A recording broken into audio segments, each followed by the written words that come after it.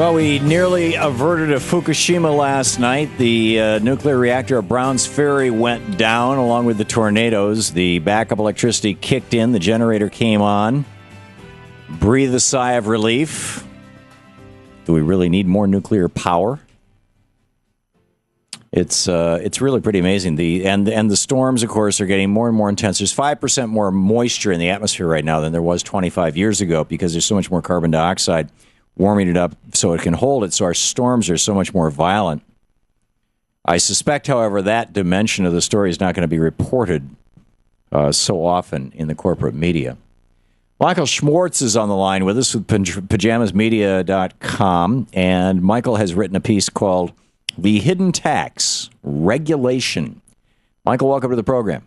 Thanks. How are you doing today? I'm fine. I always thought of regulation and hidden taxes as being like back when food safety was unregulated and thousands, arguably hundreds of thousands of Americans died from contaminated food, that loss of productivity and all those medical bills and everything, those were hidden taxes.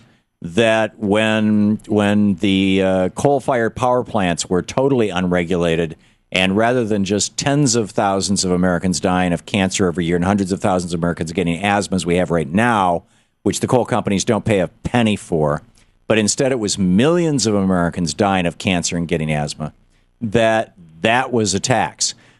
I don't understand how you can say that regulation, which produces better health, higher productivity, and a, frankly, better world for all of us, is somehow a tax, A, and B, if it is a tax, why that's necessarily a bad thing. Well, you're taking it to the extreme here, Tom. No, I'm not. I'm talking about actual real-life examples that have happened in the United States of America. Well, I understand that. And there's a point where we are either, it's a balance. You've cited something that's on the other side of the balance. I'm bringing up the point that we are getting to a point where it's balanced too far the other way. Well, give me one example where a regulation is costing all of us, the taxpayers, money, and is not generating a benefit for society or saving lives. Well, it's debatable. For example, the one example I use, and I live in Maryland, I don't know if you live in Maryland, or I know you're in D.C. No, I live in D.C. You live in D.C., okay. I don't get to vote. You may be a little... You may be sort of aware what's going on in Maryland because you're right there. The example I used was Governor O'Malley decided to try to put windmills here off Ocean City. I live about 30 miles west of Ocean City. I live on the Eastern Shore. Oh, that's all well and good. I mean, yeah, that's green energy. That's the progressive way of doing things, but it's going to saddle ratepayers with a lot higher rates. They have to pay it. They have to pay a tax for the next 25 years in order to have these windmills offshore. And I don't have any idea what you're talking about, Michael. I'm sorry. Can you explain it in English? Yeah, I think I was explaining. So you have a house on the ocean shore, and the governor just said you have to put a window up? No, a windmill. A windmill. I'm sorry. My apologies. Yeah, okay. Okay, so they're putting offshore windmills off the coast of Maryland to generate electricity.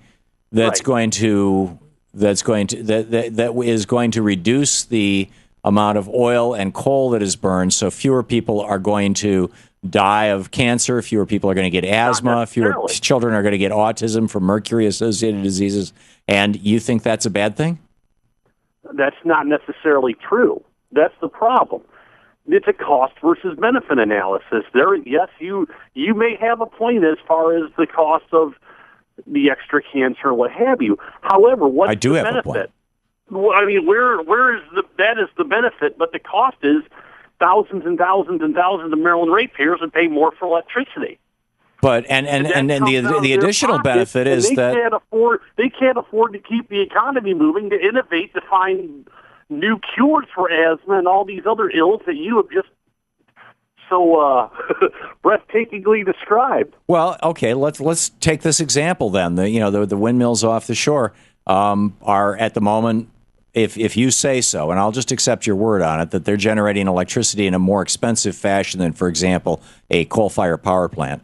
or a nuclear plant or whatever, which would have to be pretty damn expensive because nuclear is the most expensive form of energy that's ever been invented. Well, but let's just assume that your assumption is correct.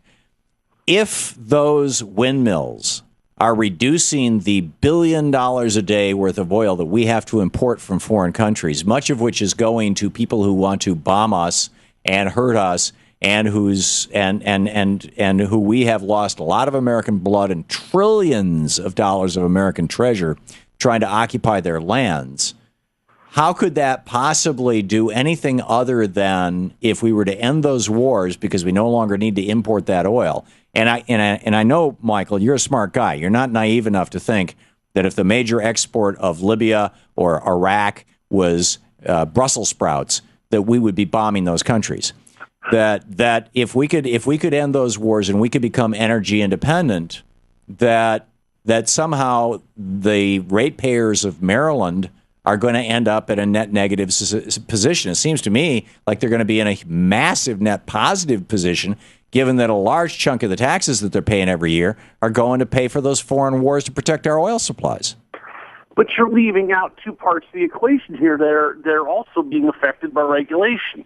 Number one, you have plenty of supply of natural gas in this country that we are not going out and exploiting, not to mention oil. We can get that too. Secondly, the other part of the equation is we may not necessarily be over there fighting the wars for oil, and in that case, I sort of agree with you. I'm kind of questioning why we're over in Libya. Yeah, you and me and Ron Paul. I do have a libertarian streak in me, so yeah. But I think you're missing out on the idea of getting more natural gas, and that would actually. But the getting more natural gas has incredible externality. Have you seen the movie Gasland?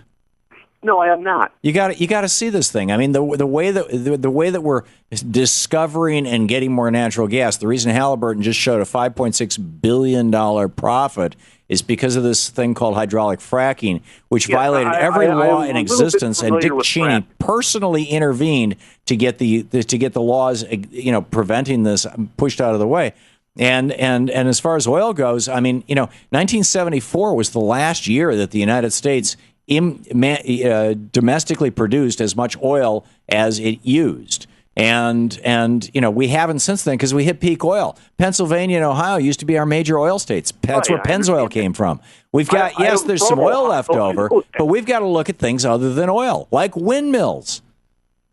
Well, we can look at windmills, but there's got to be a bridge. That's the problem. And here's well, let the bridge be the windmills. Well, wait a minute. Here's the point I was making in my article, that you have companies that are invested in having a certain bridge built.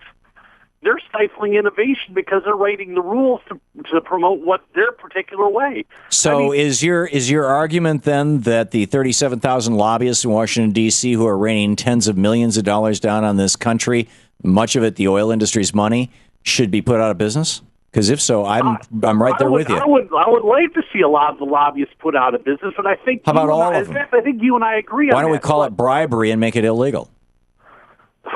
Well, here's the thing. I think you and I actually are looking at the same point, but in different ways. You look at it as a method of getting the lobbyists out of D.C. and just making it bribery and calling it illegal. I look at it as bringing the money out of D.C. and returning it to the people. I mean, if you don't as long as the lobbyists are there, the people are not going to get the money. But, Michael, we're out of time. Michael Swartz, you can read all about it at pajamasmedia.com. Thank you, Michael.